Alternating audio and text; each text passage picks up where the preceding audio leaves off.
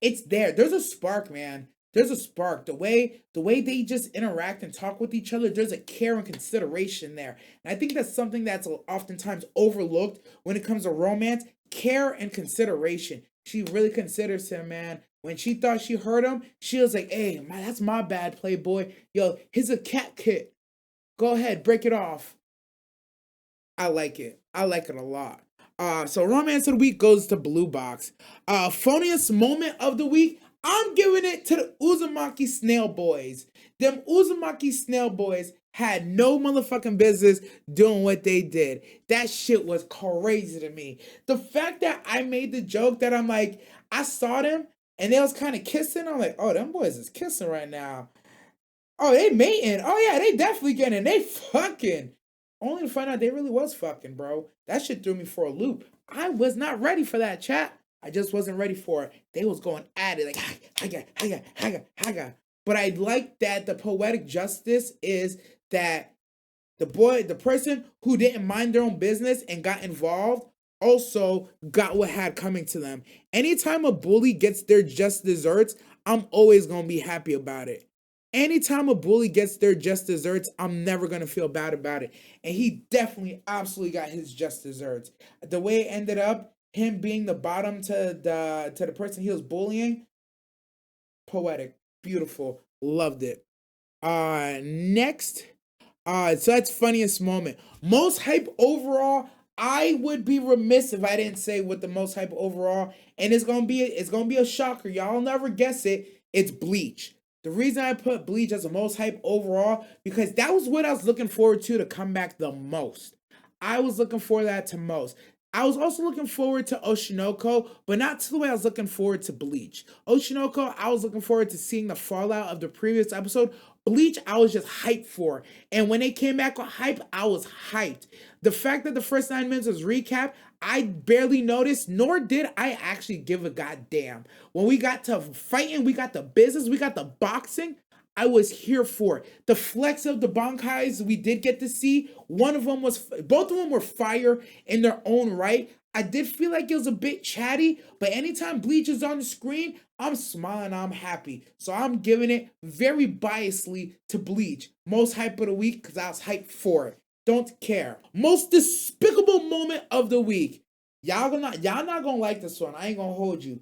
Y'all not gonna like this award. Then when I give this award every week, y'all gonna be like, "Are you serious? Are you for real?" I'm like, "Yes, I'm absolutely for real and serious. For real, for reals." The most despicable moment of this week was Akane folding the aqua. She should have dug deeper into everything. I wish, and I already understand. They're like, "But you don't understand. She was already wrestling with her emotions." Shut up. Yes, she was wrestling with her emotions. Yes, she didn't want to leave him and still wants to be used by him. But the fact that she folded to a kiss, it hurts me, bro. And it's not even her fault. I'm more despised with Aqua because knowing him, knowing him, it was a very calculated and manipulative move to plant that kiss on her, knowing damn well that outside of her like feeling not needed by him anymore and her trying to pull away from him and him knowing whether he means it or not, he planted that kiss on her knowing that it would change her mind. He knew it. Whether he actually wants to be with her or he just can't stand the thought of her going off and being without him, and not like at least giving her some of the reciprocalness that she wants. Like I just think he's doing a lot. And I like that the foreshadowing they did in a previous episode with them talking about how they've never gotten physical, so there's no way it can be real. And now he chooses to get physical to make it real. Despicable that she folded, despicable that he did it. Honorable mention to despicableness of what Hestia is doing by not leveling up my man Bell. He should be a level 5. Give him his level. Give him his level. L episode of the week. Y'all not gonna like this one. L episode of the week goes to Tower of God. Why did this L episode of the week go to Tower of God? It's not for the reason that you think. Tower of God is an L episode of the week because this episode was legitimately a good fucking episode. I feel like we got back to plot. I feel like we got back in the kitchen and we was in there whipping like we was trying to sell coke in the 90s.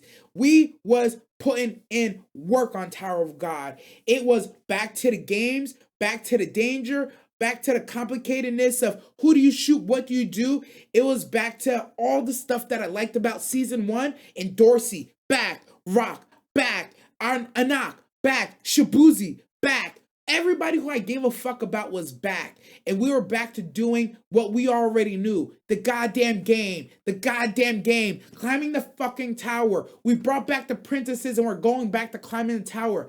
Thank you, God. And that's why Tower of God was L episode of the week. Because it reminded me of everything that we haven't been getting.